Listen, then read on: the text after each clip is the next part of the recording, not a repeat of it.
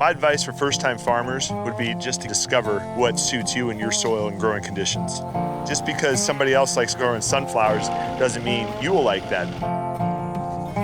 Learning is such an important part of farming. Finding that sweet spot where you can manage your farmland and learn and grow is just a really important thing. You know, you want to grow enough where you have quantity, but at the same time, you also want to figure out what you like.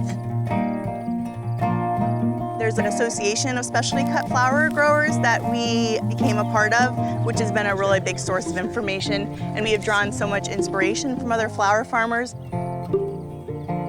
So one of our favorite implements on the farm is our John Deere rotary tiller. We use it for terminating our cover crop, prepping beds for planting. It's something that gets a lot of use on the farm because we're constantly planting throughout the year.